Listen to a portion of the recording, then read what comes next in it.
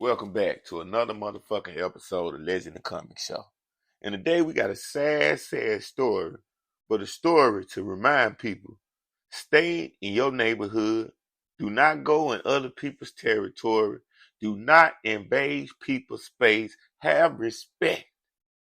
Now, a 70-year-old Alaska man who was attempting to take photos of two newborn moose calves was attacked and killed by the mother.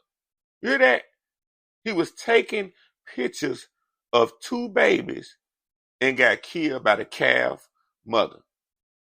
Now, authorities said the man identified as Dale Troyman of Homer said a spokesman for the Alaska Department of Public Safety that a female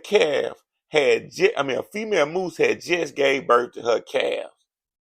Now, this is like a woman having her first newborn child.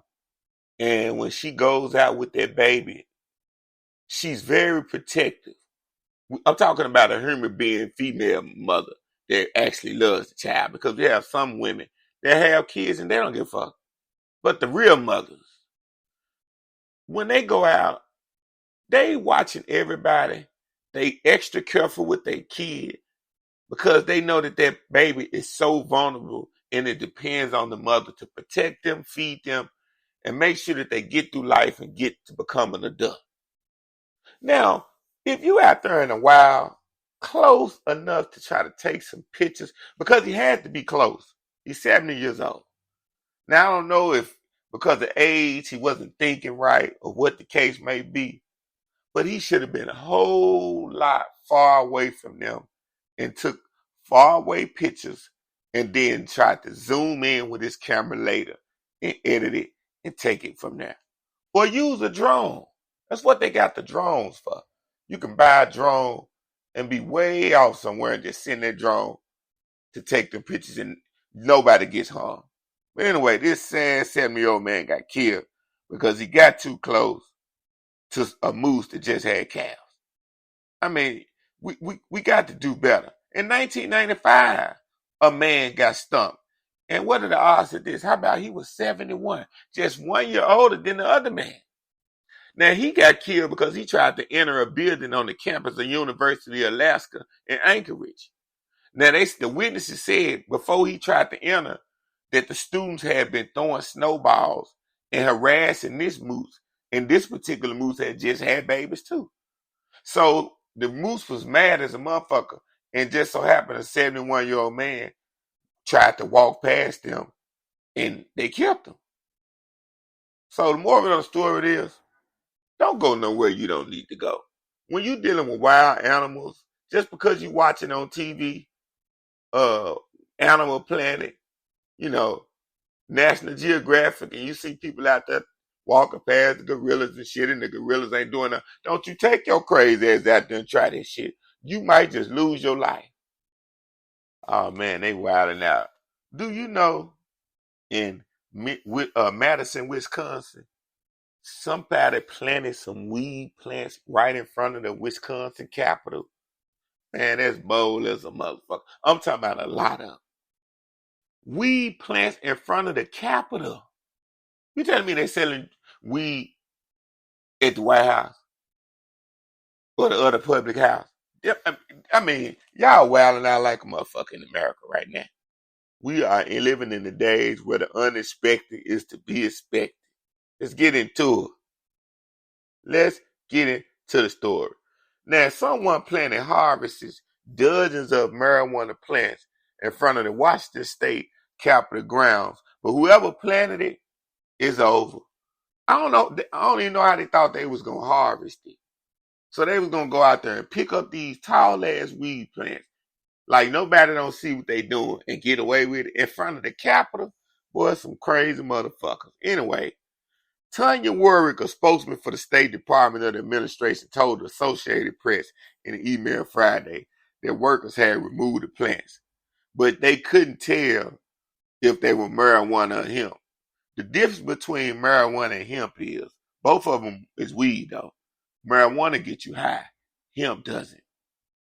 So this is the thing. They don't know how this shit got planted in front of there. They just realized that it was growing up when the shit was obvious. because marijuana plants, if you Google a picture of a marijuana plant, they just stand out. They got like them little razor sharp, precise cuts going through each leaf. They just look different. So you could tell that it's not no regular shit. And then when it starts to grow real tall, it started to bud up just a little bit. Now they have to do a different type of curing to make it bud all the way up. Like once you smoke it and it dry out. But it starts to look like a little bit weed, a little bit, so you could tell. Now the University of Wisconsin-Madison botanist, she examined the plants and said, guaranteed this is weed, but they don't know if it's marijuana or hemp. They didn't test the dosage and the THC, milligrams and all that old shit. But my thing is, I wonder who planted that. Whoever planted that, I believe that's somebody that work in the garden. Because can't nobody just be out there walking and planting shit. But I'm going to tell you this here. I learned this when I was growing up. I used to sit in the yard and smoke weed in the backyard when I was underage. My folks, they knew I smoked weed, but I couldn't smoke it in their face. I couldn't disrespect them like that. So I would sneak and smoke weed in the backyard. And back then, we didn't have Loud and Joe and Kush all the time because my money wasn't long. I bought it when I could. But then we had good regular weed, and that shit had you high as a motherfucker. And I would remember, taking the seeds out of the weeds, throwing them in the grass and shit. And I started noticing sometime when the season would change, or a month or two later, weed would be growing up out the ground. Now, of course, I'm not a weed planter or grower, so I didn't know how to cure the shit and finish and seal the deal. So I didn't think nothing of it. But I would notice that after throwing them seeds out in that dirt, and it rained and then hit off in that soil, weed will sprout up. So that's all it takes. If you throw some seeds out in the motherfucking yard, weed seeds, whatever kind of seeds you throw, it's gonna grow if you get in that soil right. Okay, last story for this episode.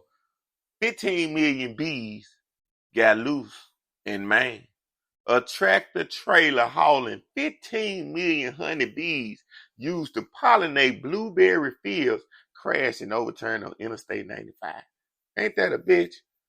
The driver was taken to the hospital as a precaution. Now this is the thing.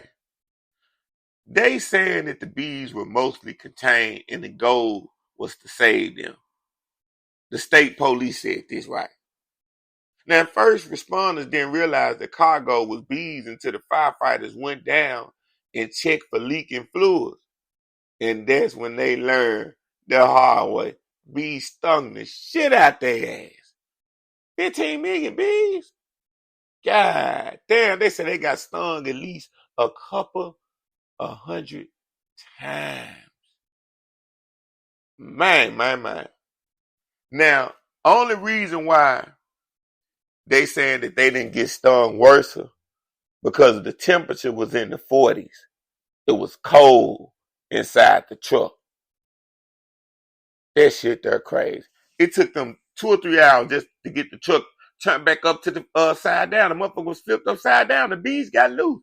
How the hell you think they recovered 15 million bees when bees just fly out in the air? Boy, we some lying ass motherfuckers in America. They ought to be ashamed of themselves to even attempt to say this. But this is what they said. Most of the bees was contained. The goal was to save them. So they don't care about our life. Now we got bees about to travel all across all 50 states. So if you close to Maine, like New York and all them other places, Rhode Island, shit, New Jersey, it's on. And New York, like one of my favorite places to live. It's on. 15 million bees on the loose. Look out, America. I don't care if you stay in Jackson, Mississippi, or Pontotoc, Florida. You might see some bees, run your ass to the house and lock the door. Matter of fact, get you some bee spray, a bee trapper, because we about to get stung like a motherfucker. You just tuned into another motherfucking episode of Legend Motherfucking Coming.